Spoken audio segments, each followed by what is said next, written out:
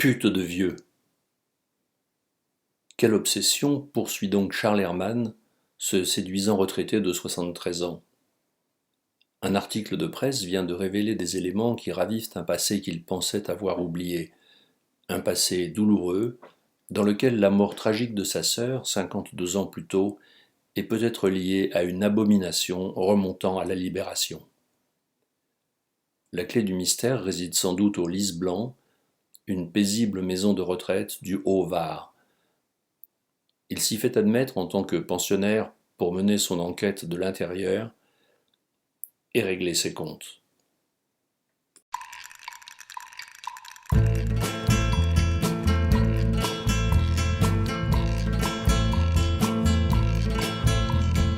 From the dusty mesa, her looming shadow grows, hidden in the branches of the poison creosote.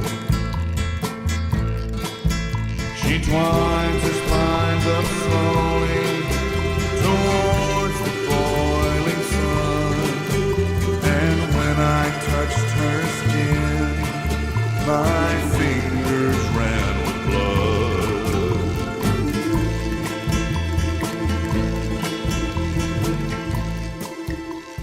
Raymonde.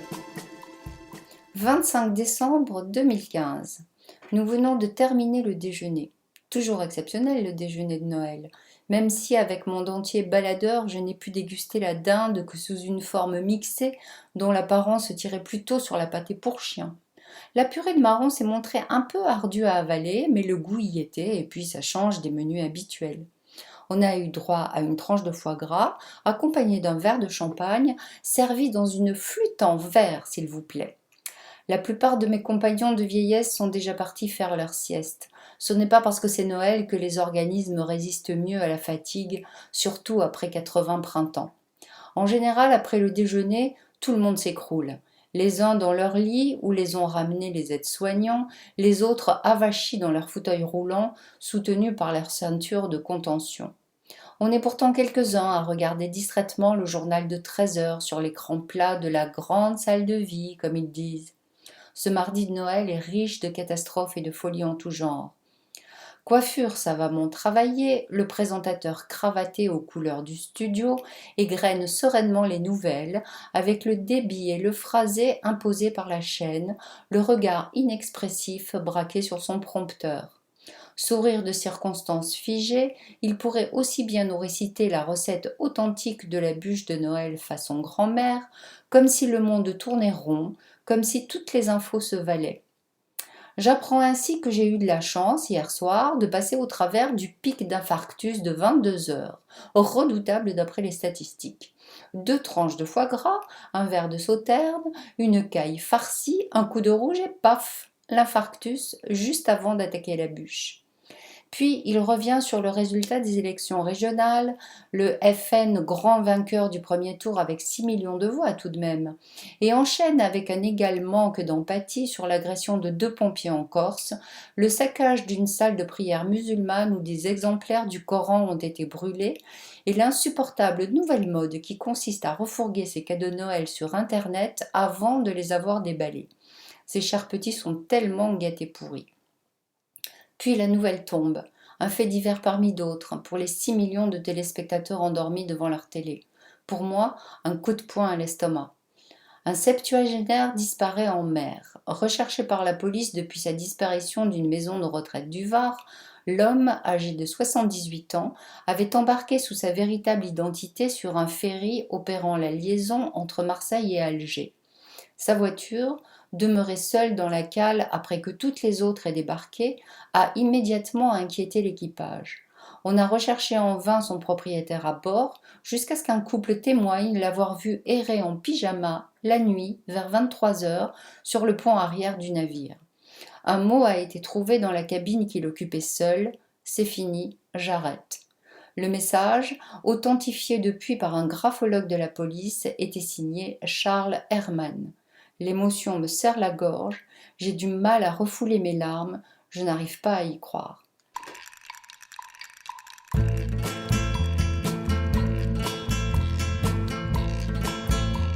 6 mois plus tôt, Raymonde. Les lys blancs. J'y suis entrée contrainte et forcée parce que je n'arrivais plus à me déplacer et que s'affichait une trouille bleue à mes enfants de me savoir seule chez moi où je menais encore mon petit train-train sans trop de problèmes. J'avais cédé sur l'enlèvement de mes tapis après un âpre combat. Il paraît que l'on se prend beaucoup les pieds dans les tapis passé un certain âge, et sur les repas portés à domicile. Insipide, préparé sans créativité et toujours des trucs en sauce. Mais bon. Et puis un beau matin, un méchant caillot dans les artères m'a terrassé et envoyé direct à l'hôpital. Je ne m'en suis pas trop mal tirée, sauf que ce coup, je ne pouvais vraiment plus marcher. Alors on m'a expliqué que ma vie se déroulerait dorénavant entre un fauteuil roulant et mon lit. Il a bien fallu accepter. Les revenus de ma pension me permettaient tout juste de financer une maison de retraite, et moi je voulais aller au soleil, dans le Var. J'ai fixé mon choix à Haute-Rive, où le prix du terrain, sans doute moins élevé que dans une grande ville, permettait de bénéficier d'une prestation adaptée à mes moyens. Service médicalisé avec pension complète, blanchisserie et animation comprise. Ce n'est pas le Club Med, mais je m'y suis faite. Et puis je vis dans le sud qui m'avait fait rêver depuis si longtemps. Je ne me suis jamais ennuyée dans ma vie, et j'ai toujours préféré prendre les choses du bon côté. Dame, quand on ne peut rien y faire, voulez-vous me dire à quoi cela peut bien servir de râler ? Lorsque j'étais plus jeune, j'ai longtemps tenu un café-bar, où je vendais aussi des cigarettes et des journaux. À l'époque, déjà un peu ronde mais pourtant mignonne, j'avais des relations plutôt sympathiques avec les clients qui venaient souvent pour faire un brin de causette avec moi, en espérant peut-être plus parfois. Je ne dis pas que ça n'est jamais arrivé, mais s'il y a eu de petits épisodes ensoleillés dans mon existence de célibataire, ça s'est toujours fait après que j'ai viré mon bon à rien de mari, cavaleur et feignasse comme un nid de couleuvre. C'était à Paris, du côté du commissariat central, dans le 10e, où je connaissais un paquet de flics à tous les échelons de la hiérarchie. Ils me racontaient souvent leurs enquêtes, les saloperies de la vie, et vous pouvez me croire, c'est incroyable la noirceur de l'âme des bipèdes que nous sommes quand on y pense. À ce moment-là, je rêvais de soleil, de ciel bleu, de mer d'azur et de champs de lavande. Je m'étais juré que je passerais ma retraite dans le Var. Eh bien, dans le Var, j'y suis, dans une chaise roulante d'où les aides-soignants ne peuvent m'extraire ou m'installer qu'à l'aide d'une sorte de harnais soulevé par un palan, mais nous y sommes, mes 95 kilos et moi. Je ne suis pas allée très longtemps à l'école, mais j'ai tout de même passé mon brevet. Pourtant, toute ma vie, j'ai beaucoup lu, une vraie passion. Les grands classiques, bien sûr. Zola, Balzac, Hugo, Stendhal, Céline, Dostoïevski, mais aussi des polars vers lesquels les anecdotes vécues racontées par mes copains flics m'avaient entraînée. Eh bien, j'ai retrouvé toute la comédie humaine au lys blanc.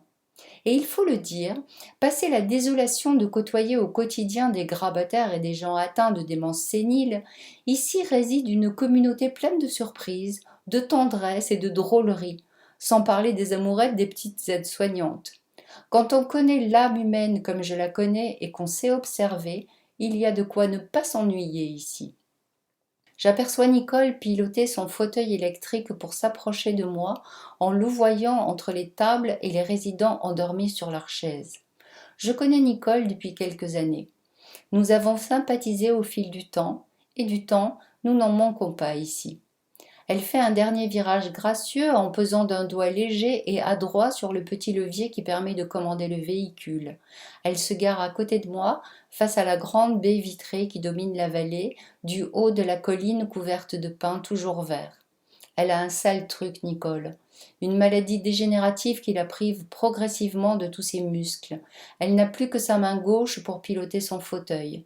Ne peut même plus tenir un bouquin. C'est pourtant une femme cultivée. Une ancienne prof de fac, à ce qu'elle m'a dit. À la télé, presque toujours allumée à partir de 11h du matin jusqu'à 20h, passe un reportage sur la drogue.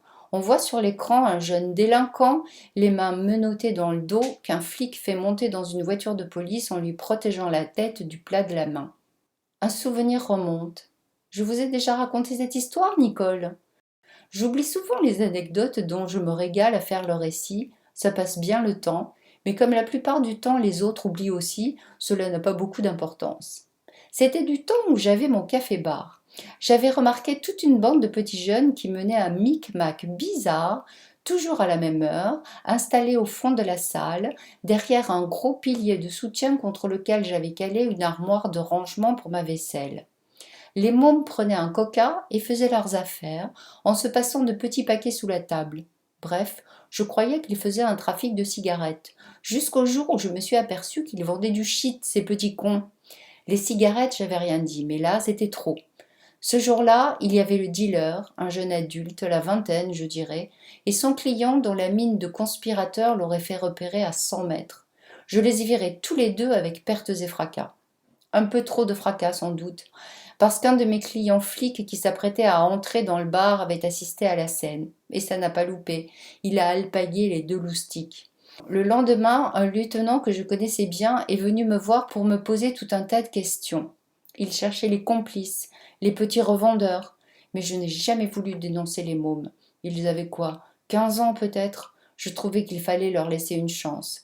Nicole fait la moue et je devine la tête de contrôleur fiscal qu'elle devait faire en réprimandant ses élèves. Ça n'est pas bien d'encourager la délinquance, Raymonde. Je n'aurais pas cru cela de vous. Elle m'appelle Raymonde. Un jour, elle a jugé que nous nous connaissions depuis suffisamment de temps pour m'appeler par mon prénom. Avant, c'était toujours Madame Chapuis. Et puis, c'est devenu Raymonde. Pour elle, l'ordre, c'est l'ordre, et les règles sont les règles. Ça ne rate pas, et elle enchaîne sur les dysfonctionnements du service au lys blanc. Heure des repas mal respectée, 5 minutes c'est 5 minutes. Elle travaillait à la SNCF, Nicole. Télévision allumée trop tôt ou trop tard, volume du son trop fort ou pas assez, sur une chaîne choisie arbitrairement par l'animatrice, ce n'est pas les griefs qui manquent. Je ne relève pas, mais je n'en pense pas moins. J'ai toujours été pour éviter tout ce qui crée du conflit. On n'est pas sur cette terre pour s'engueuler, la vie est trop courte, et pas éloignée de sa fin en plus. À 96 ans, les règles, oui, mais il faut savoir jouer avec. J'aime bien Nicole, mais il faut dire qu'elle est tout de même un peu chiante. Depuis la grande salle vitrée du premier, je vois une voiture d'un joli gris métallisé se garer sur le parking. Une Rover, je crois. J'ai toujours bien aimé les voitures. Un type mince en sort avec une relative souplesse. Il ouvre le coffre et en extrait une grosse valise et une sacoche en cuir noir qui doit contenir un ordinateur portable. Il est en tenue de week-end et porte un gros pull à col roulé. Une écharpe rouge retombe de chaque côté de son cou, un peu comme Christophe Barbier, le gars de BFM TV. Il me semble âgé mais pas cacochime, loin de là même. Sans doute un enfant de résident qui vient rendre visite à un parent. Je ne l'ai encore jamais vu ici, je crois. L'après-midi, il est dans la grande salle avec nous. Il n'a pas dû déjeuner ici, je l'aurais repéré. Il s'est assis tout contre la baie vitrée, sur le petit rebord qui soutient l'immense paroi de verre. Il semble découvrir l'endroit avec des yeux un peu tristes. Finalement, il est plus grand que je croyais lorsque je l'ai vu sortir de la voiture. Il a une belle chevelure blanche. Il porte toujours son écharpe rouge. Son visage est émacié mais assez bronzé. Il est plutôt pas mal. Il regarde passer M. Victoret sur son fauteuil roulant et suit des yeux sa progression rapide. Victoret est un peu à l'ouest. Il passe ses journées à faire le tour de l'étage, en se propulsant des bras et des pieds qu'il balance à une cadence soutenue pour renforcer ses impulsions. En même temps, le haut de son corps et sa tête oscillent d'avant en arrière au même rythme, ce qui lui donne l'allure d'une poule de basse-cour. Victoret est capable de faire 45 tours de tout l'étage par jour. Je les ai comptés une fois. 7 kilomètres. Il sort de sa chambre, emprunte le couloir qui le fait filer sur la salle à manger, puis il tourne à droite. Bifurcation. Il pourrait partir à gauche, mais non, il ne le fait jamais. Il choisit toujours à droite. C'est qu'il a son parcours, monsieur Victoret. Il ne varie jamais. Puis il fonce vers la grande salle vitrée, et il refait la poule. En. Pourtant, jamais essoufflé, increvable. C'est là qu'il prend sa plus grande vitesse. Le regard braqué sur le fond du couloir, les mâchoires crispées par l'effort, ses grandes mains puissantes d'ancien agriculteur actionnant vigoureusement les cerceaux de ses roues. Il doit avoir des abdos terribles, monsieur Victoret, et des épaules, je ne vous dis pas. Gare à qui se trouve sur son passage. Le type à l'écharpe rouge détourne le regard et croise le mien. Peut-être est-il là pour évaluer la qualité de l'établissement. Je me dis qu'il a sans doute quelqu'un à y faire héberger, peut-être sa femme. C'est une décision difficile. Il a l'air paumé.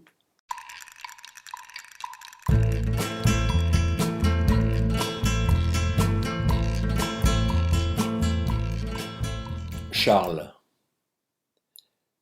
La résidence est en pleine nature, en haut d'une colline verdoyante qui domine la petite vallée au fond de laquelle s'allonge le village. 12 000 habitants, tout au plus. J'ai garé la voiture sur le parking, au pied du bâtiment. Plus haut, à travers la vaste baie vitrée dans laquelle se reflète le soleil printanier, je distingue quelques personnes dont je n'arrive pas à déchiffrer les traits, seulement les silhouettes. Apparemment des gens en fauteuil roulant et des personnels soignants en blouse blanche. Je tire derrière moi ma valise à roulettes, c'est la plus grande que je possède. Je me dis que je pourrais rapporter d'autres affaires plus tard, mais que pour le moment, cela devrait suffire, inutile de m'encombrer. Je passe le sas, 2 portes pivotantes en verre sécurite dont l'ouverture est déclenchée par un œil électronique, et je pénètre dans le hall de la résidence. Je connais déjà les lieux, j'y suis déjà venu la semaine passée. Je me pointe dans le bureau vitré de la secrétaire à l'accueil. Elle me reconnaît, me fait un grand sourire, et se lève précipitamment de sa chaise pour faire le tour de son bureau et venir à ma rencontre, comme si j'étais la personne la plus attendue du monde. Elle chuchote comme une nonne, on dirait que ce qu'elle me dit relève de la plus haute confidentialité. « Bonjour, monsieur Herman, nous vous attendions. Laissez vos affaires ici, je vous conduis au bureau de madame la directrice. » Je ne sais pas si c'est sa façon de s'exprimer, cela pourrait venir d'une habitude contractée en travaillant dans un funérarium ou dans un hôpital de soins palliatifs, ou si ses cordes vocales sont atrophiées. Cela restera toujours un mystère pour moi. J'avais pris rendez-vous avec Myriam Desvignes par téléphone 15 jours plus tôt, en expliquant que je songeais très sérieusement à terminer mes jours à Haute-Rive, mais que je ne comptais plus me compliquer la vie avec un appartement à entretenir. À mon âge, avais-je conclu, l'option des lys blancs me semblait la plus sensée. Elle avait aussitôt proposé que je vienne visiter l'établissement et que nous examinions ensemble, de façon plus approfondie, les avantages et inconvénients de cette formule. Cela m'avait paru très professionnel et plein de mansuétude. J'ai donc fait le déplacement pour lui expliquer mon projet. Je l'avais déjà vu en photo sur un article du site web de Var-Matin et je l'ai reconnu dès qu'elle m'a accueilli. J'ai découvert sans surprise une très jolie femme d'une 40aine d'années, à la chevelure d'un noir de jais, pure méditerranéenne. Elle était vêtue d'un pantalon ajusté et d'un chemisier fleuri, dont le corsage généreusement entr'ouvert montrait la naissance d'une poitrine agréablement galbée et déjà bronzée pour la saison. À vrai dire, elle dénotait assez de la vision que je me faisais des directrices de maisons de retraite.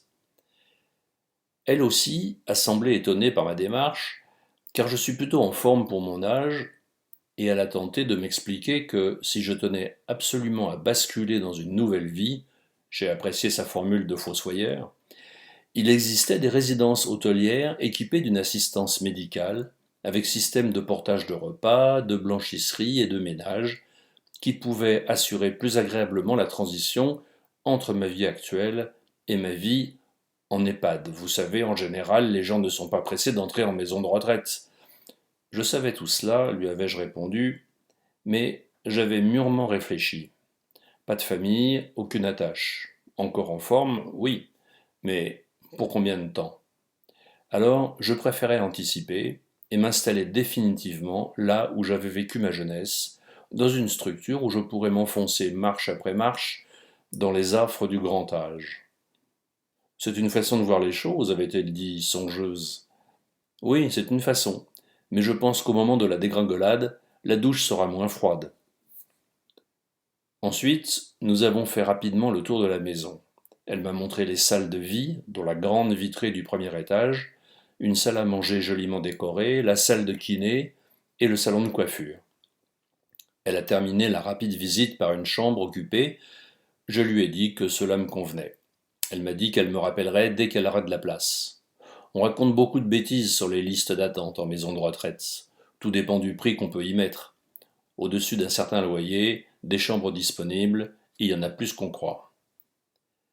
La place, elle devait déjà l'avoir, car elle m'a rappelé 2 jours après pour me dire que c'était d'accord. Ce matin, elle m'attend donc devant la porte de son bureau, toujours aussi pimpante. Je pense qu'elle joue beaucoup sur son physique charmeur pour séduire les enfants de ses pensionnaires. Finalement, ce sont eux ses véritables clients. Elle me tend la main et me balance son sourire numéro 1. Bonjour, monsieur Herman. Alors, c'est décidé? Tout à fait décidé, je lui réponds avec assurance. Venez, vous avez sans doute des questions avant que je vous montre votre chambre. Elle me fait asseoir face à elle, dans un fauteuil design. Son bureau est très moderne. Je réalise alors que je n'ai pas fait preuve d'une curiosité extrême lors de ma première visite. Cela a pu la troubler. Pas malin, ça. Il y a combien de personnes ici, je demande, pour faire celui qui s'intéresse? Lorsque la résidence est pleine, il y a de quoi accueillir 80 personnes. Il y a des chambres doubles pour les couples ou pour des messieurs ou des dames qui veulent partager les frais d'hébergement. Évidemment, on ne mélange pas les sexes. Et des chambres simples. Elles ferment à clé, les chambres? Je veux dire, c'est pas comme dans un hôpital? Ah, bien sûr que non. Vous êtes chez vous ici. Toutes les chambres peuvent être verrouillées et les résidents conservent leurs clés sur eux ou les déposent à la réception. C'est plutôt comme à l'hôtel, vous voyez? Mais en fait, c'est rare. Les portes sont en général ouvertes. Et s'il le faut, les femmes de ménage en dépassent. Le ménage est fait tous les jours et à fond 1 fois par semaine. Et les heures de repas? Les résidents prennent parfois leur repas à l'extérieur, au restaurant ou chez leurs enfants. Mais ce n'est pas non plus un hôtel. L'essentiel, c'est de prévenir pour qu'on ne vous cherche pas partout. Le soir, on préfère que vous soyez avec nous. Il y a 3 salles à manger, une à chaque niveau. On essaie de regrouper les résidents selon leur degré d'autonomie. Vous comprenez, ils ne mangent pas toujours très proprement. Ça correspond à quoi, au juste, ces niveaux? Venez, je vais vous montrer. Nous sortons de son bureau, et elle passe devant, tout en récitant son argumentaire. Elle a des allures d'agent immobilier. Il y a 3 niveaux. Au rez-de-chaussée, l'accueil, mon bureau, une grande salle d'animation, la kiné et des espaces logistiques, la lingerie, la cuisine principale et une petite salle à manger. C'est aussi l'étage des désorientés. Les désorientés? Oui, Alzheimer et les grands invalides, ceux qui n'ont plus aucune autonomie. Je vois, je dis, mais en fait, je suis loin de voir de quoi il s'agit vraiment. Tant qu'on n'y a pas touché de près, Alzheimer et la grande invalidité, on ne peut pas tout à fait se rendre compte. L'étage au-dessus, ce sont des résidents qui ont parfois toute leur tête, parfois non. Ils sont dépendants, mais avec des pathologies diverses plus ou moins profondes. C'est l'étage avec cette grande baie vitrée qui donne sur le parking? Exactement. Et encore au-dessus, ce sont des résidents beaucoup plus mobiles. La plupart se déplacent en s'aidant d'une canne ou d'un déambulateur, mais ils sont presque autonomes, parfois tout à fait. C'est là que vous aurez votre chambre. Elle donne sur la forêt de pins, derrière, vous verrez, c'est très agréable. On peut aller voir si vous voulez. Elle passe devant moi et me conduit jusqu'à l'un des ascenseurs qui desservent tous les étages. Je la suis en regardant son fessier se dandiner 1 mètre au-dessus de ses hauts talons. Un cul de Vénus calipige. Je pense qu'elle en est consciente. Nous avons 2 ascenseurs, plus un monte-charge, qui est réservé au personnel pour l'intendance et éventuellement les transports de personnes sur brancard. Elle appuie sur le bouton d'appel et on se tangue devant la porte en attendant l'arrivée de la cabine. Je perçois un mouvement à mes pieds, je baisse les yeux, un chat, ou une chatte plutôt s'il faut en croire son pelage tricolore, blanc, jaune et roux. Un chat donc s'est positionné sagement entre nous, la queue soigneusement rangée en rond autour de son arrière-train. Elle attend manifestement l'ouverture des portes. C'est Founette, m'explique Myriam. Elle attend l'ascenseur. Elle a des amis à tous les étages et sait parfaitement comment faire pour se rendre chez eux sans passer par l'escalier. Elle est dans la maison depuis 10 ans et elle fait ça toute la journée. Elle est ici comme chez elle. L'ascenseur arrive, les portes s'ouvrent et la chatte entre tranquillement dans la cabine. 2 étages plus tard, elle en sort en même temps que nous et trottine doucement, mais résolument, vers le fond du couloir, avec cet air affairé que savent prendre les chats quand ils ne roupillent pas. La chambre qui m'est réservée est une chambre d'angle, dont les fenêtres donnent sur le côté ouest et le côté nord. Ça me va très bien parce que j'aurai le soleil couchant, et l'été, je ne crèverai pas de chaleur. La dernière fois que je suis venu, j'ai fait le tour du parc à l'extérieur avant d'entrer dans le hall. J'ai donc bien la topographie des lieux en tête. Toutes les chambres sont à peu près les mêmes, à l'exception d'une chambre plus grande, équipée d'un balcon terrasse qui donne sur l'angle sud-est. Depuis ma fenêtre ouest, on peut apercevoir un alignement serré de troncs, la lisière de la forêt de pins dont m'a parlé la belle brune. La forêt m'a paru assez dense, en fait, et assez sombre, mais bon, je suis pas là pour aller aux champignons. On s'est mis d'accord sur les conditions, elle me fait remplir un tas de feuilles de contrat, des numéros de sécu. Je devrais aussi souscrire une assurance en cas de dégâts ou de blessures commis par moi-même sur les autres résidents. Puis, elle me laisse m'installer et je redescends chercher ma valise et mon ordinateur au rez-de-chaussée dans le bureau de Miss Chuchotti. Une fois remonté, je m'assois sur le lit et parcours des yeux cette chambre où je suis venu me cloîtrer. Elle est assez grande, une trentaine de mètres carrés, plus une salle de bain avec toilette équipée d'un cordon d'appel et de poignées de sécurité scellées au mur. Je risque pas de glisser sous la douche. Les deux fenêtres dispensent un éclairage agréable, pourtant je ne peux empêcher un reflux de sinistrose me remonter dans la gorge. Bon Dieu, qu'est-ce que j'ai fait? Je refoule mes angoisses, ce n'est pas le moment d'avoir des regrets, et je cherche à me convaincre que tout au fond de moi, j'ai pris la bonne décision, même si je sais que mon appartement de la Seine va me manquer. Pour le moment, je ne l'ai pas mis en location. Le montant de ma retraite suffit à financer mon hébergement, et on verra si cette situation doit durer. On ne sait jamais, je pourrais avoir envie d'y revenir rapidement, c'est ce que tous les gens qui sont ici doivent penser, ou ont dû penser à un moment.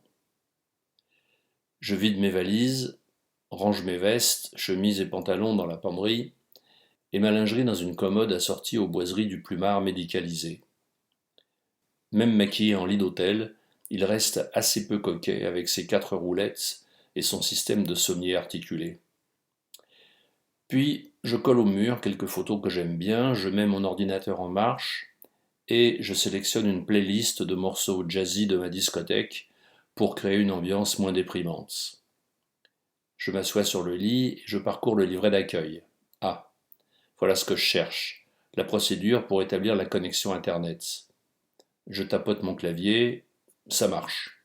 Je n'ai plus grand-chose à faire en attendant demain que mon déménageur me livre les petits meubles que je veux installer pour personnaliser ma chambre. Une petite bibliothèque, une table de travail et mon fauteuil de bureau, celui qui pivote sur son axe. Je consulte ma montre, 16h30. Myriam Deving m'a donné les heures de repas. Petit déjeuner en chambre à 8h, déjeuner à midi et dîner à 19h. J'ai dit que je ne rentrerai peut-être pas toujours pour déjeuner, je veux conserver ma liberté. Elle m'a répondu avec son sourire charmeur que cela ne posait pas de problème. Ce n'est pas la prison, enfin, pour ceux qui, comme vous, peuvent se déplacer en toute autonomie. Elle a ajouté que de nombreux résidents déjeunaient parfois à l'extérieur avec leur famille. Il suffit de prévenir pour qu'on ne vous cherche pas partout. Le soir, en revanche, nous préférons que tout le monde dîne au lys blanc. Bon, on dîne donc un peu plus tôt, mais ça ira. L'essentiel est de pouvoir s'échapper pour la journée. Il y a un arrêt de bus devant le portail de l'EHPAD, 20 minutes pour atteindre le centre-ville, mais de toute façon j'ai ma voiture. À 73 ans, j'ai la chance de pouvoir encore conduire sans problème. Bon pied, bon œil. En attendant l'heure de mon premier dîner, je décide d'aller faire un tour au premier, dans la grande salle de vie, comme l'a baptisée Myriam Deving. Je ne prends pas l'ascenseur et je descends par l'escalier, je ne vais pas commencer par prendre les habitudes de Founette. Il n'y a pas grand monde, surtout des femmes, effondrées dans leur fauteuil roulant, maintenus par une sorte de harnais qui les empêche de s'extraire du siège ou de basculer en avant. Ça leur fait comme une grosse couche en toile bleue, passée par-dessus les pantalons. Je m'assois sur le rebord, le long de la baie vitrée. La vue est assez belle, et dans le fond de la vallée, j'aperçois les toits de Haute-Rive et le clocher de son église. Un type en fauteuil roulant passe devant moi. Il avance en jouant des bras et des jambes. Sa technique est très au point. Il est étonnamment coordonné et fait penser à un rameur sur son esquif. Je ne sais pas où il va, mais il y met du cœur. Plus loin, 2 résidentes en fauteuil roulant, elles aussi, discutent à voix basse. Je croise le regard intelligent de l'une d'elles, posé sur moi, une maîtresse femme. Peut-être une personne à approcher en premier. Le dîner d'hier soir n'était pas si mauvais. Je me suis couché à 20h et j'ai lu un peu après avoir regardé les infos sur mon ordinateur. J'ai passé une bonne nuit, le lit médicalisé a un bon matelas. Ce matin, la société de déménagement a livré mes meubles. Ils ont trouvé leur place immédiatement. J'ai installé mon ordinateur sur ma table bureau, sous une lampe Tissot que j'aime beaucoup, et je me suis installé dans mon fauteuil, face à l'ouest. La vue sur le paysage naturel vaut celle que j'avais à la Seine. Je peaufine un peu l'aménagement de mon nouveau chez-moi, puis je sors faire un tour. Il fait frais, mais le ciel est bleu et le soleil me remonte le moral. Je marche une grosse heure avant de rentrer à temps pour le déjeuner. Ensuite, je retournerai au premier étage, mais cette fois après l'heure de la sieste. J'ai bien fait. Aujourd'hui, la grande salle est un peu plus fréquentée. Comme hier, je m'assois dans un angle de la salle, près de la baie vitrée, et j'observe ce monde de lenteur qui évolue autour de moi. J'ai l'impression d'être tombé dans la cage des paresseux, ces sortes de singes arboricoles qui se déplacent avec une extrême indolence. Puis je réalise qu'en réalité, c'est un monde à 2 vitesses, qui vit sur 2 plans superposés.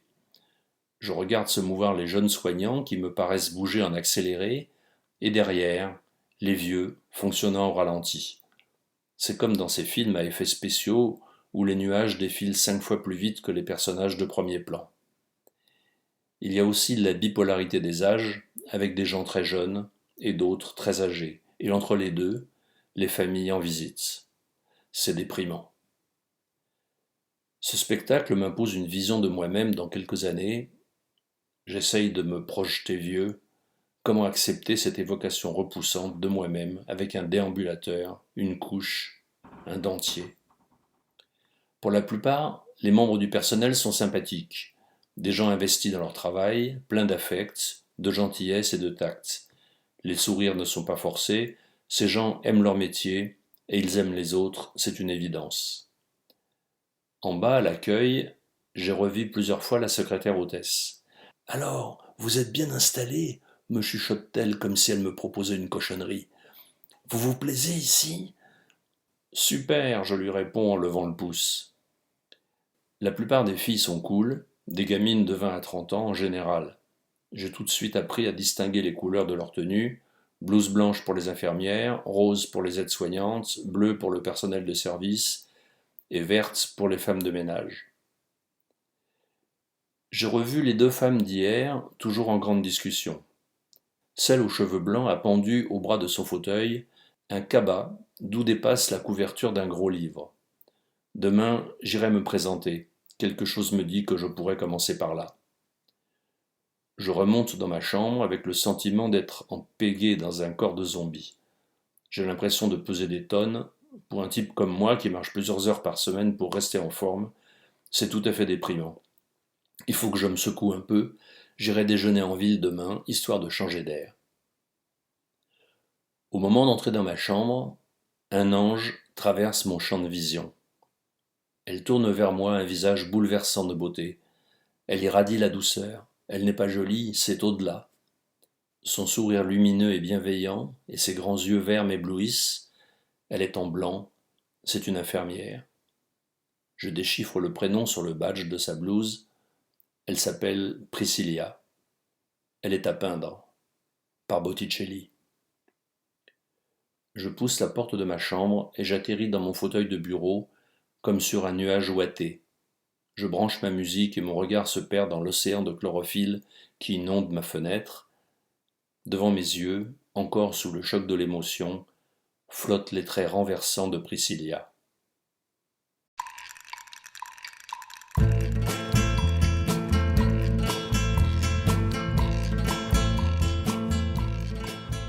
Frémonde. Ce matin, nous avons vu le petit nouveau quitter la résidence en voiture.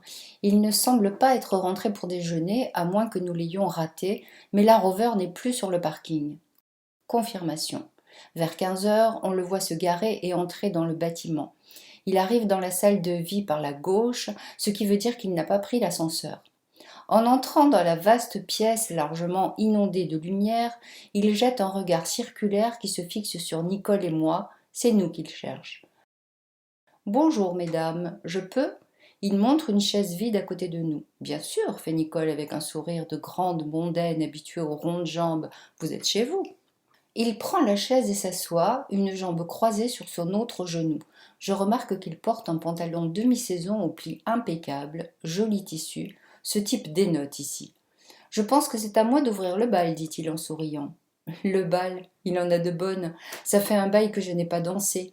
Mais il a de belles dents, je me demande si elles sont toutes à lui. Je m'appelle Charles Herman, je suis arrivé hier. Vous semblez bien jeune pour venir vous enfermer dans cette cage, je me trompe ? Il rit. Bien jeune, j'ai tout de même 73 ans, vous savez. 73 ans, j'étais une jeune femme à cet âge. Bon sang, me voilà en train de faire la coquette. Nicole me fusille du regard et je m'en sors en posant une nouvelle question à notre nouvel ami. Et d'où venez-vous, monsieur Herman ? Charles, si vous voulez bien. Je viens de la Seine, et avant cela, j'étais à Clermont-Ferrand, et encore avant, je suis natif du coin. L'Auvergne donc, mais avant cela, dans la région. Il nous raconte sa première jeunesse à Grand Roc, un hameau proche de Haute-Rive, ses études à Toulon, puis sa carrière dans la finance. Il est agréable à écouter, intarissable. Mais en même temps, il me donne l'impression de quelqu'un qui récite un texte appris par cœur, comme s'il passait un entretien d'embauche. Je peux me vanter de connaître la nature humaine presque aussi bien qu'une mère maquerelle, et je flaire que si sa narration est bien rodée, elle manque de ces détails authentiques qui font le sel de la vraie vie. On ne se connaît sans doute pas assez pour qu'il se déboutonne complètement. Tout de même, ça nous change de ce qu'on entend ici tous les jours. Nicole est enchantée, je le vois bien. À ma sortie de fac, armée d'une licence de droit, j'ai d'abord été recrutée par un cabinet de conseil financier où j'ai appris l'argent et les placements. Sain et profitable apprentissage, commente Nicole, qui ne veut pas se faire oublier. Celle-là, alors, il faut toujours qu'elle mette son grain de sel partout. C'est vrai, j'y suis restée 6 ou 7 ans avant de rejoindre un groupe de presse régionale du centre de la France, dans les services administratifs et financiers. J'ai pris ma retraite à 66 ans, il y a 7 années de cela. Voilà, vous savez tout de moi, mesdames. Cette fois, c'est moi qui le relance. Vous avez parlé de la Seine, vous êtes revenu dans le Var alors ? Oui, lorsque j'ai quitté mon journal, j'ai eu envie de revenir sur les terres de mon enfance au soleil. Pas marié. Il nous montre comme une preuve son annulaire gauche, libre de toute alliance. Pas d'enfant, pas de famille, pas d'attache. Je me suis installée à la Seine. Mais vous êtes apparemment en pleine forme, Charles. Pourquoi quitter la vraie vie et choisir de vivre au lys blanc ? Franchement, si j'avais le choix, il a une réponse toute prête. Vous savez, la forme, ça ne dure pas toute la vie. Les pépins peuvent vous tomber dessus à n'importe quel moment. Il a un bref écart de regard vers Nicole en disant cela. Elle rougit légèrement, mais il a raison, la maladie l'a fauché trop jeune. Moi, j'ai toujours aimé anticiper. Il me reste quoi ? 2-3 ans avant d'entrer dans l'époque de la dépendance. Alors, je préfère choisir l'endroit où je vais passer la dernière étape et m'y habituer dès à présent. Ça ne m'empêche pas de sortir. Ma voiture m'attend dans le parking et tant que je tiens le coup, cette double vie me va très bien. Et puis, je fais de charmantes rencontres. Nous faisons semblant de croire à son baraquetin de vieux dragueur et nous rions avec lui. Mais c'est tout de même bizarre. Son laïus cloche quelque part. C'est comme s'il cachait ou fuyait quelque chose. Quoi qu'il en dise, il a choisi de se priver de liberté. Pour quelle raison ? Notre conversation me laisse sur ma faim.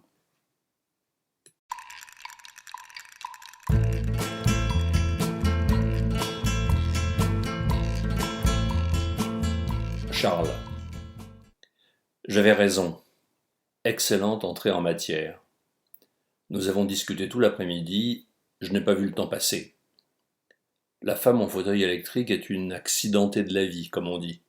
Très citadine, une ancienne prof de latin grec enseignante à la Sorbonne, reconvertie à la SNCF après la suppression de ses matières littéraires des programmes éducatifs. Son maintien et son style un peu condescendant laissent penser qu'elle a dû jouir d'un certain succès auprès des hommes, se faire courtiser en faisant la fine bouche. Bien sûr, à rester scotchée sur son fauteuil électrique, elle a dû doubler de volume depuis son époque de gloire parisienne. Mais elle s'accroche, chemisier de soie, maquillage, cheveux teints châtain cendré, racine impeccable. Raymonde est très différente, pleine d'optimisme et de joie de vivre. Elle est au lys blanc depuis 6 ans. Elle porte un dentier qui n'est plus très ajusté et qu'elle fait voyager de gauche à droite à coups de langue experte lorsqu'elle parle. La vision de ses dents qui circulent à la vitesse de sa parole est tout à fait fascinante et j'ai dû prendre sur moi pour quitter des yeux cette navette infatigable. Cela lui donne un débit très curieux, un peu haché, caquetant. Elle m'a raconté sa vie d'ancienne tenancière de bistrot à Paris. Autodidacte, elle est intelligente, et elle m'a fait le baratin sur la maison, un peu comme un vieux taulard initie un genou. Elle m'a fait la revue, avec un petit mot d'esprit pour chacun, elle a de l'humour. Mais elle ne connaît que les gens de l'étage. Au-dessus, rien. Les valides, comme elle les appelle, ne se mélangent pas, bien trop peur de regarder en face comment ils vont finir. Ça me rappelle 8,5, le film de Fellini, les épouses et les maîtresses fatiguées que Guido envoie impitoyablement à l'étage des vieilles. Mais tout ce qu'elle décrit est intéressant, et j'apprendrai sans doute beaucoup grâce à elle. Je pense qu'il faudra que je prenne des notes, tous ces détails pourront peut-être me servir. En échange, j'ai dû me raconter un peu moi aussi, mais j'ai veillé à ne pas trop entrer dans les détails, les sujets que je conserve pour moi, des choses sur ma sœur. Je dîne dans la salle du restaurant de mon étage. Soupe de poireaux, pommes de terre, poulet à la crème, haricots verts, un 1/8 de camembert et une part de tarte aux pommes.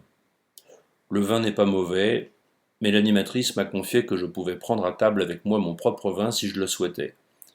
Il faudra que je me fasse livrer un petit frigo pour y conserver du chocolat, de la confiture, voire un peu de whisky. Après tout, je ne suis pas à l'hôpital ici, et je peux bien prendre mes aises. Je retrouve les mêmes, aux mêmes places que les autres soirs. Je compte 12 résidentes et 4 hommes. Je savais que les femmes résistaient mieux au temps que leurs congénères masculins, et je constate dès visu que les statistiques ne mentent pas. Le repas se déroule dans un silence monacal.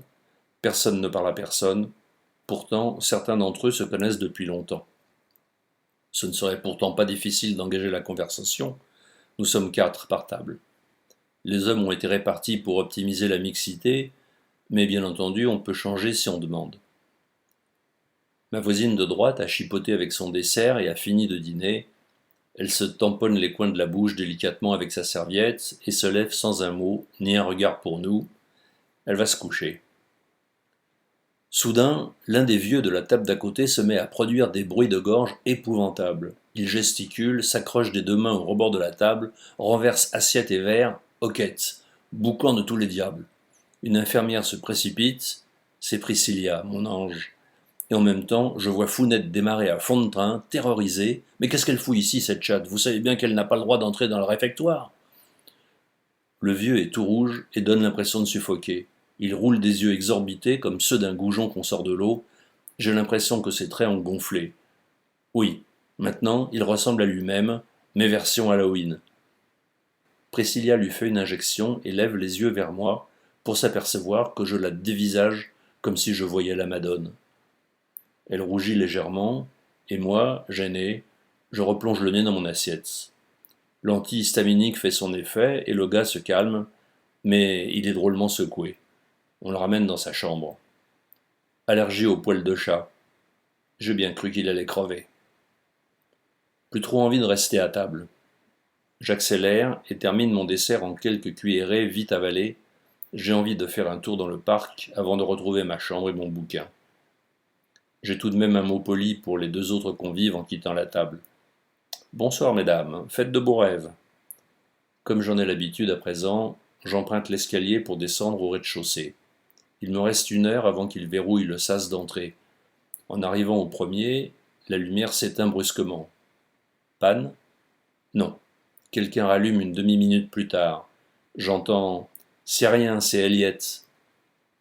Je sors et je contourne tranquillement le bâtiment en regardant le ciel étoilé. À l'angle sud-est, je remarque que la chambre avec terrasse est allumée et je vois des silhouettes bouger derrière les voilages. Les ombres passent devant les portes-fenêtres et je comprends que c'est une suite. Il doit n'y en avoir qu'une seule comme ça. Privilège.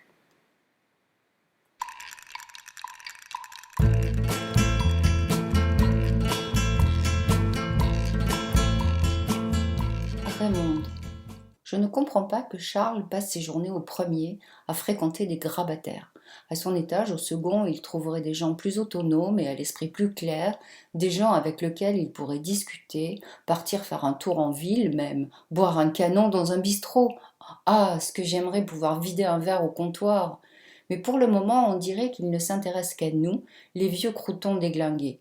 Remarquez, je ne m'en plains pas, parce qu'à notre étage, il n'y a guère que 5 ou 6 personnes avec lesquelles on peut converser de façon cohérente, si on fait exception des visiteurs, des familles. Aujourd'hui, il est resté longtemps dans sa chambre, ou peut-être passait-il du temps à l'extérieur avant de descendre nous voir, je ne le marque pas à la culotte. Monsieur Cortési m'a dit qu'il l'avait vu vadrouiller dans les couloirs, il doit prendre ses marques. Il a l'air d'avoir sympathisé avec Cortési. C'est bien, il est plus de son âge, et puis Paul Cortési est un type intéressant et gentil. Il est là tous les jours pour sa femme, il y passe toutes ses journées. J'en connais qui ne font pas autant d'efforts et qui ne viennent pas aussi souvent passer du temps avec leurs conjoints ou leurs parents pensionnaires. Paul est là dès le début de l'après-midi, réglé comme une horloge. Il arrive en voiture, une vieille Alfa Romeo, et il ne repart qu'au moment du coucher, après avoir fait dîner sa femme. AVC, m'a-t-il expliqué.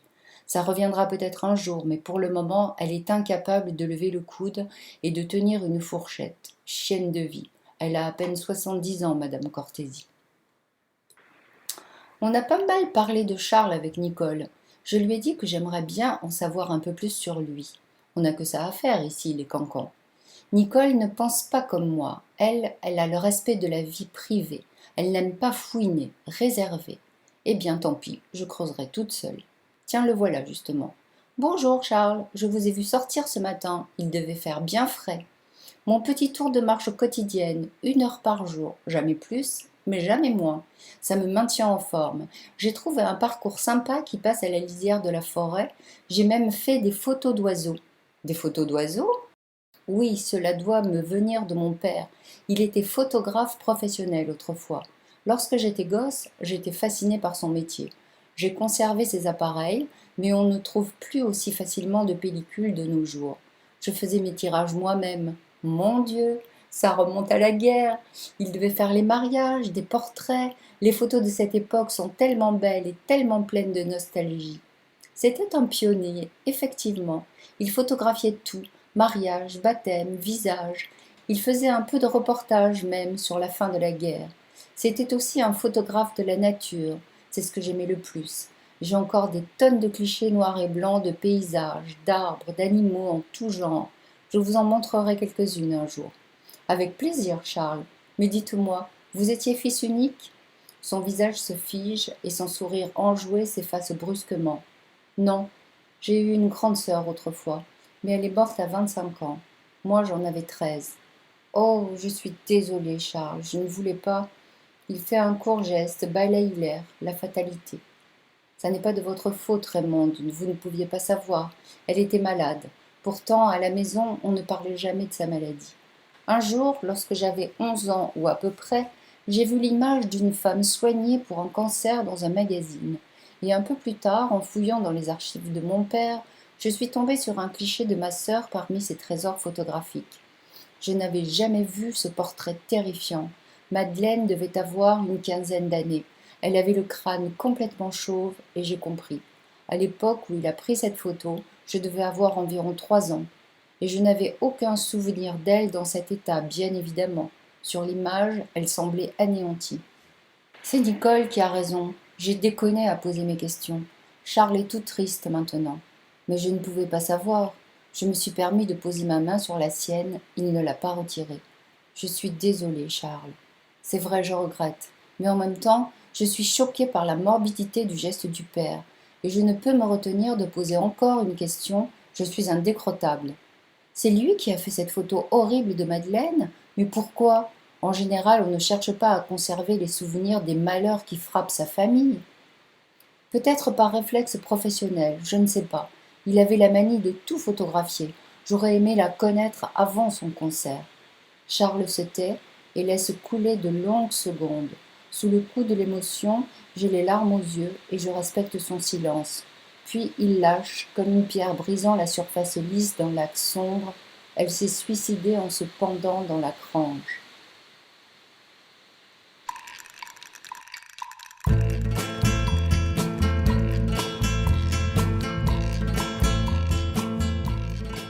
Charles. Cette conversation avec Raymonde m'a déprimé. Elle est gentille, mais elle pose trop de questions, et je ne veux pas avoir l'air de la bouder ou de la remettre à sa place. Avec Cortésie, c'est la seule avec laquelle je peux apprendre à mieux connaître la faune de la maison. J'aime bien Cortésie. Famille sicilienne, immigrée en France un peu avant la Grande Guerre.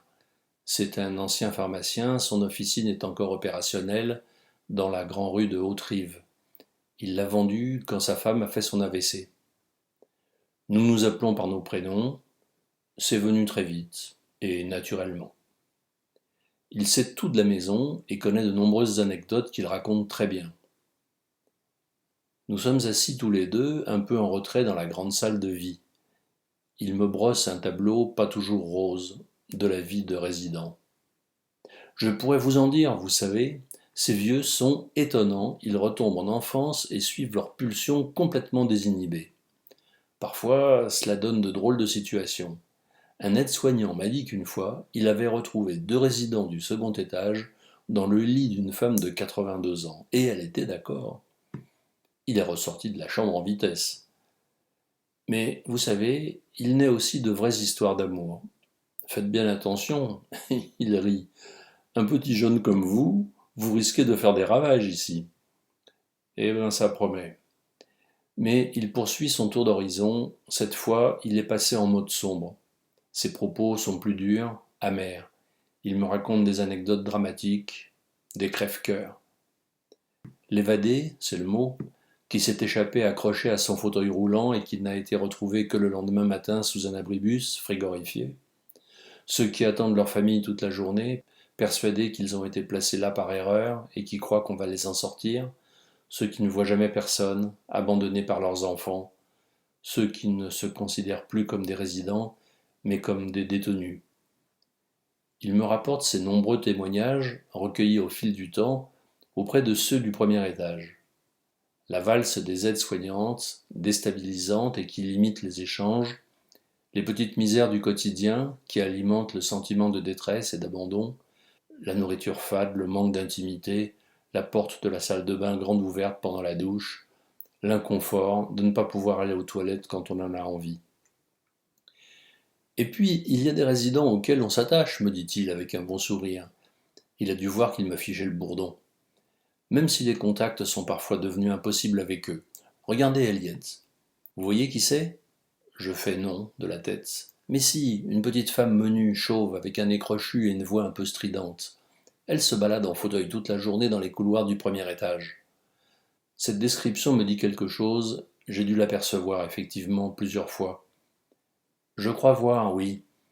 J'ai entendu son nom un soir après dîner, lorsque j'ai cru à une panne de lumière brutale. Il rit. C'est l'une de ses idées fixes. Elle se régale à fermer tous les interrupteurs à sa portée. C'est ce qui a dû vous arriver. Elle a aussi une lubie sur les portes ouvertes, et chaque fois qu'elle en rencontre une, toc, elle la ferme. Mais elle a aussi une autre petite manie plus gênante, elle subtilise des objets. Une vraie pivoleuse. Les aides-soignants retrouvent quantité d'objets disparus dans sa chambre, des téléphones, des télécommandes de télévision, des dentiers même. Elle entre dans les chambres. Eh bien, lorsqu'elle reste ouverte, elle ne se gêne pas trop, oui. Mais au second étage, vous ne risquez rien. Il faudrait qu'elle prenne l'ascenseur, avec un fauteuil, la plupart hésitent. On en vient à parler de Myriam Deving. Cortésie lâche ce que tout le monde sait, la directrice et le sénateur-maire. Je souris. Ça m'étonne pas vraiment parce que j'ai vu des photos très évocatrices sur le net. J'ai cherché des infos sur l'EHPAD avant ma première visite et j'ai vu qu'Éric Bonduel fait partie du conseil d'administration et possède des parts importantes dans la boutique. En poussant un peu mes recherches, je suis tombé sur un article de Var Matin qui couvrait une cérémonie festive au lys blanc et je n'ai pas manqué la photo de Bonduel avec Mariam pendue à son bras durant le cocktail. Ils ont l'air de se connaître plus que bien. Oui, j'y étais. C'est pour le cocktail de début d'année. Ils organisent cela tous les ans. Vous savez, la famille Bonduel ici, c'est quelque chose. Ils tiennent la ville depuis la Libération. Et Robert Bonduel, l'oncle du sénateur, faisait travailler plus de 800 personnes dans la région et même à l'étranger. Une véritable dynastie. La conversation a pris un tour qui m'intéresse davantage. Je manifeste ma curiosité et Cortési me retrace l'histoire politique de la ville depuis 1945.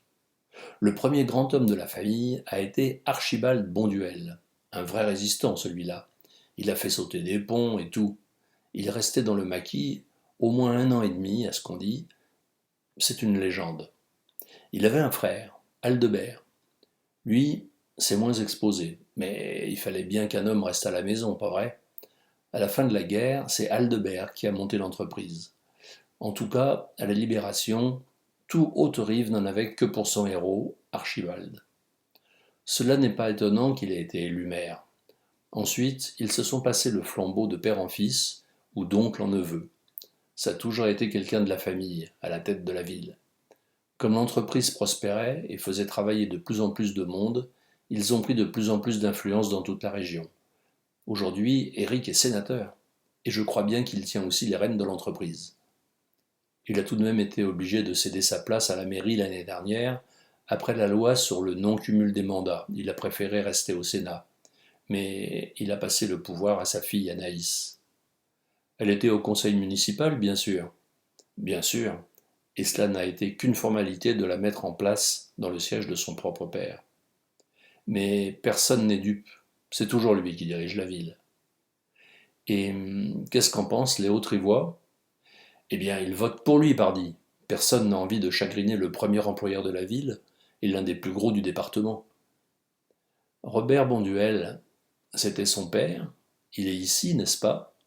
Oui, il y a quelque temps, Robert Bonduel a fait un AVC, comme ma femme, mais il était plus vieux qu'elle lorsque ça lui est tombé dessus. C'est lui qui dirigeait encore AB Transport avant ce coup dur. Il a lâché les rênes de l'entreprise et il est venu au lys blanc. Mais il est traité en VIP. Il est au second. La porte de son appartement est marquée privé tout au fond du couloir. Ah, c'est pour cela que je ne l'ai pas encore repéré. Il occupe la suite avec terrasse que je remarque à l'angle sud-est à chaque fois que je fais le tour du propriétaire. J'ai vu la porte, bien sûr, au bout du long couloir qui distribue une partie des chambres du second étage. Mais je n'avais pas fait le rapprochement. Ce couloir fait un angle droit avec celui où se trouve ma chambre, et je n'ai aucune raison de passer par là. Il faut y aller exprès. Le patriarche est gâté par son sénateur de fils, poursuivit Cortési. Je n'ai pas vu de lampe témoin à l'extérieur, comme il y en a pour toutes les chambres. Lorsqu'il appelle, ça doit sonner directement dans le bureau des AS et des infirmières. Traitement en VIP. En fait, il vit comme un prince dans un appartement privé de 120 mètres carrés, paraît-il, avec une grande terrasse. Il ne quitte pas son fauteuil roulant, mais son AVC n'a pas affecté ses facultés intellectuelles. On dit que son esprit est encore affûté comme une lame. Il ne veut se mélanger avec personne, surtout pas la plèbe. Quand on le voit, c'est très rapidement, la plupart des résidents ne l'ont même jamais aperçu, il prend tous ses repas chez lui. De temps à autre, une voiture de maître vient le chercher et le ramène le soir. Mais moi, je ne l'écoute plus trop. À présent, ce que je veux, c'est voir à quoi ressemble Robert Bonduel. J'ai besoin de réfléchir. Je souhaite une bonne fin de journée à Cortési et je le quitte. En passant devant l'ascenseur, je vois Founette qui attend que quelqu'un lui ouvre les portes. Je peux bien lui rendre ce service. J'appuie sur le bouton d'appel et, reconnaissante, la chatte se frotte contre mes jambes. Je n'ai pas vraiment de souvenir de l'époque. Je n'avais que 3 ans lorsque ma sœur a perdu sa magnifique chevelure rousse.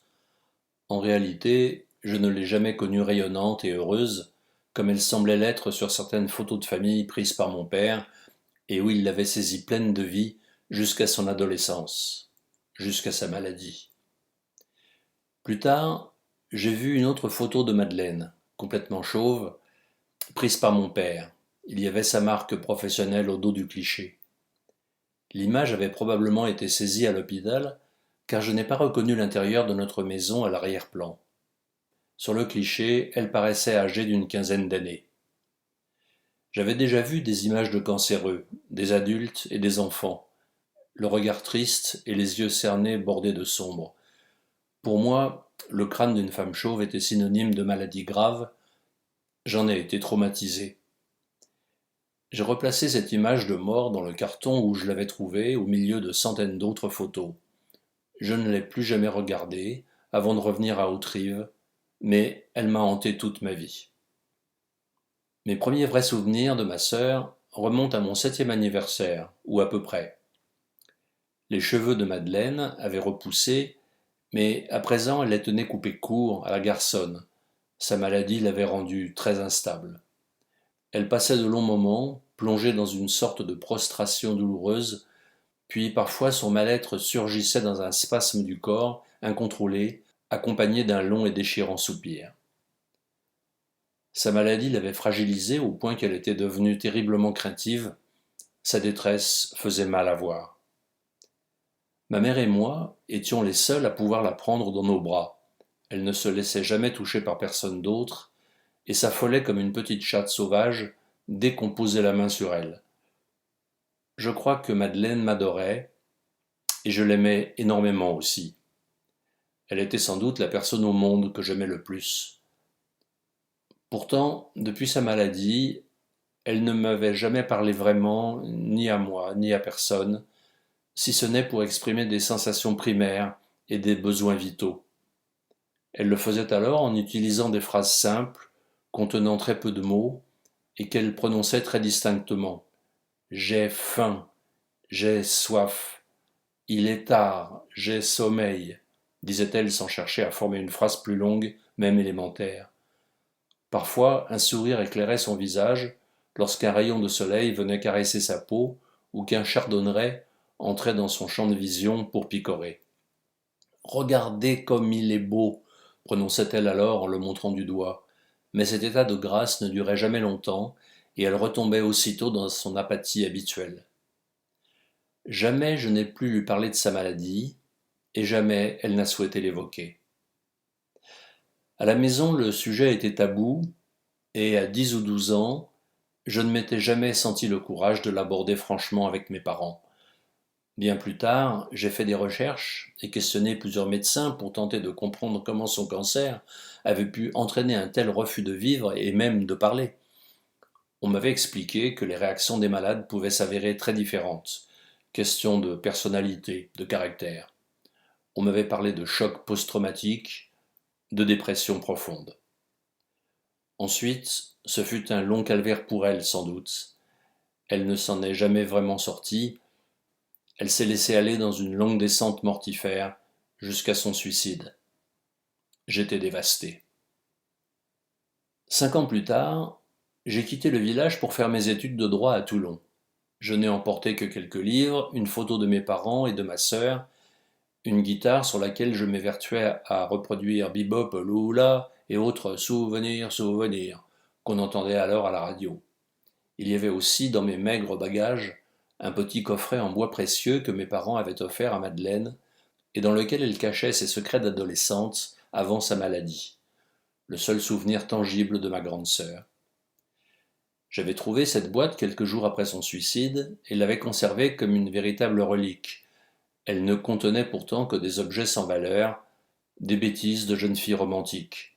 Un médaillon en fer à l'effigie de Johnny Hallyday, une ou deux petites bagues en métal argenté, une chaînette en argent au bout de laquelle pendait une petite plaque factice de soldat américain gravée au nom de Bobby, sans doute le cadeau d'un gamin de son école amoureux d'elle, et aussi une petite mèche de cheveux noirs, les cheveux de Bobby.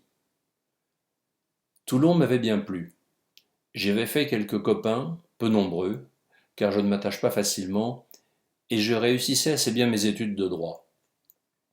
J'étais tombé amoureux d'une fille plus âgée que moi qui m'avait dépucelé, mais elle m'avait largué un beau matin pour un type de la marine au profil plus aventureux. Les apprentis juristes ne font rêver personne. Je venais de passer mes 23 printemps lorsque ma mère s'est éteinte, minée par le chagrin. Elle était âgée de 56 ans. Elle a été inhumée dans le caveau des Hermann en attendant la mort de son mari qui allait la rejoindre dans cette dernière demeure 20 ans plus tard. Je me rappelle qu'il y avait très peu de monde aux obsèques de mon père. Des gens du hameau et de Haute-Rive, un peu de famille de Toulon et de Dijon. J'ai été consterné en réalisant à quel point la vie de cet homme avait finalement si peu marqué ses contemporains. C'est la dernière fois que je suis venu à Haute-Rive. Je suis reparti avec quelques souvenirs de mes parents, des photos surtout. À ma sortie de fac, armé d'une licence de droit, je faisais mes premières armes dans une société de conseil patrimonial. Les placements financiers et les contournements des lois fiscales ont représenté mes premiers challenges. J'y étais très bon. J'y ai appris beaucoup de choses, mais je m'y suis vite ennuyé. Un jour, j'ai été contacté par un chasseur de tête. Cela s'est fait tout seul et j'ai rejoint un groupe de presse quotidienne régionale du centre de la France dans les services administratifs et financiers. À cette époque, lorsqu'on avait un job comme le mien, bien rémunéré et sans risque, on n'en changeait plus. J'y ai fait mon chemin et une carrière paisible pour terminer au poste de directeur financier du groupe. Je me suis arrêté à 66 ans en 2008, alors que la presse papier entrait en pleine crise structurelle débordée par l'avènement des médias numériques. Je plains les plus jeunes, qui devront vivre à présent avec une épée de Damoclès au-dessus de la tête. Mon pot de départ avait ressemblé à ma carrière, terne, sans grande joie, ni grand regret. J'ai réalisé ce jour-là que je ne manquerais à personne, même si mes patrons avaient tenu à dresser de moi le portrait flatteur du parfait cadre responsable, honnête et fidèle. Mais j'avais bien conscience que la plupart des gens qui écoutaient cet éloge, une coupe de champagne à la main, pensaient qu'un type qui fait toute sa carrière dans la même boîte est un loser. Ils n'avaient pas tout à fait tort. Avais-je jamais eu le sentiment d'exister vraiment dans cette entreprise ? Qu'avais-je seulement fait de courageux, sinon de glorieux ? Rien, je pense. Mon caractère indépendant, calculateur, précis et méticuleux m'avait plus intéressé aux chiffres qu'aux sentiments, davantage tourné vers la planification et l'anticipation que vers le hasard et l'improvisation. Des femmes, j'en avais eu, pas mal même, si on compare à la moyenne. Mais je n'avais jamais trouvé la bonne. La vie avait passé comme un train à l'heure, je ne m'étais jamais marié, ni n'avais eu d'enfant, il ne me restait plus de famille. L'envie me prit alors de revenir sur les terres de mon enfance, au soleil du Var. La Seine-sur-Mer me parut idéale, proche de Toulon, avec son atmosphère pittoresque et légère.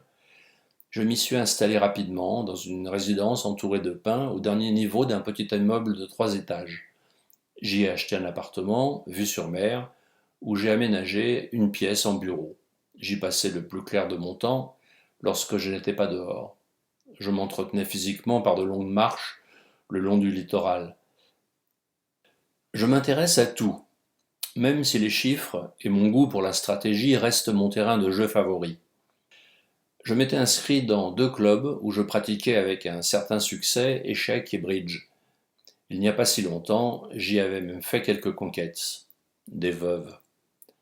Je n'ai jamais oublié Madeleine, mais j'avais oublié sa petite boîte à trésors, enfouie dans mes fouillis, jusqu'à ce jour de mars 2015. Ce matin, j'avais trouvé que la lumière était particulièrement belle sur la mer. Depuis ma terrasse, je voyais un paquebot de croisière s'éloigner vers le sud-est. Il faudra que je m'offre ça un de ces jours, 8 jours de mer, les dauphins, la grande bleue à perte de vue, les pépés en bikini étendus sur les transats du pont. À mon âge, je n'ai plus que les yeux pour apprécier. Le livreur, qui me déposait le journal à domicile, était passé tôt ce matin.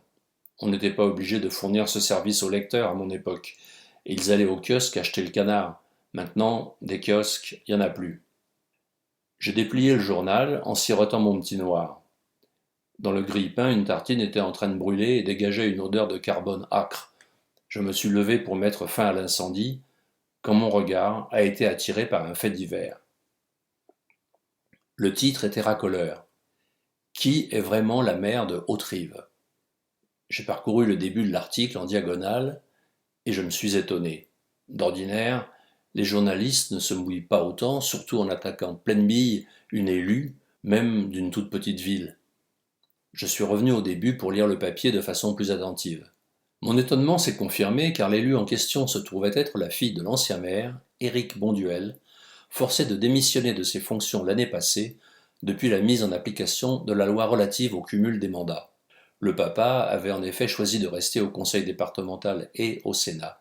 Anaïs du même nom, qui était déjà au conseil municipal aux côtés de son père, s'était retrouvée sur son siège à 25 ans. D'après l'article, c'était évidemment une femme de paille, et c'était toujours l'ancien maire qui dirigeait la ville. J'ignore pour quelle raison obscure, mais le journaliste avait ressorti des placards une vieille histoire relatée en 1956 par un vieux numéro de Var Matin. L'article disait que la famille tenait politiquement le village depuis 1945 et la présentait comme une lignée de magouilleurs ayant fait leur fortune de façon pas très claire à la Libération.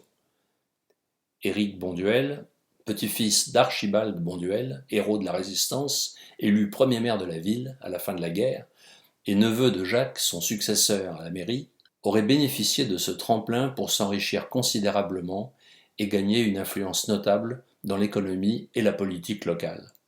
En effet, Albert Bonduel, frère d'Archibald, avait été au même moment le créateur d'une entreprise de transport qui allait devenir un mastodonte de l'économie régionale et dont Éric avait fini par hériter. L'article, signé par les initiales BS, évoquait aussi une bande de petites frappes qui, en 1945, s'étaient mises à faire la justice eux-mêmes et avaient tondu plusieurs jeunes filles et jeunes femmes. Leur chef, Robert, était le fils d'Archibald.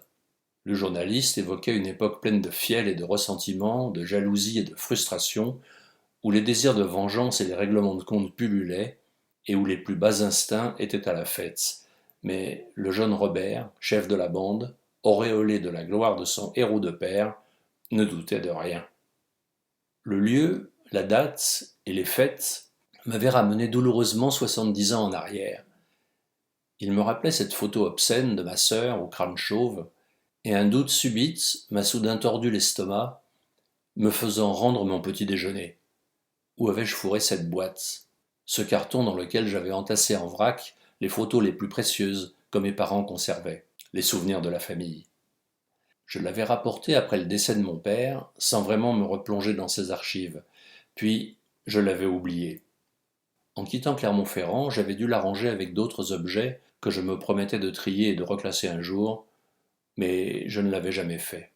J'avais 2 ou 3 cantines et malles au sous-sol, dans le cellier que j'avais acheté en même temps que l'appartement. La boîte devait s'y trouver quelque part. J'ai cherché la clé de la cave, raflé une lampe torche dans un tiroir, et je me suis engouffré dans l'ascenseur. J'ai retrouvé le carton de photos après quelques minutes de recherche. Il semblait ne pas avoir souffert de ce long oubli. Je suis remonté et me suis plongé dans le passé. J'étais presque certain que j'allais retrouver cette fameuse photo de ma sœur au crâne nu que je n'avais vue qu'une seule fois, il y a longtemps, alors que j'étais tout gamin. Il y avait des centaines d'images, de tout format, des tirages noirs et blancs et en couleur, parmi lesquels je fouillais, debout, penché au-dessus de la boîte. Toute la vie de mes parents défilait devant mes yeux, dans le désordre, au gré des trouvailles. Mariage, anniversaire, premières vacances, mon premier vélo, quelques parents éloignés, parfois, des oncles ou des tantes, dont je n'avais plus le moindre souvenir. Madeleine, jeune et rayonnante, avec sa cascade de cheveux roux. Puis, je suis enfin tombé sur la petite photo en noir et blanc. Elle m'a fait mal, comme la première fois que je l'ai vue. J'ai pris une loupe et j'ai examiné avec attention chaque détail. Madeleine semblait dans un état d'affliction intense. J'ai mieux regardé. Sous la loupe, les détails apparaissaient plus nettement. La peau de son crâne nu n'apparaissait pas lisse, comme l'aurait entraîné une chimiothérapie. Elle comportait des petits points noirs comme les laissent des traces de tonsure. Elle avait été rasée. J'ai retourné l'image. Il y avait une date inscrite à l'encre bleue au verso, 16 avril 1945. Le vertige m'a saisi.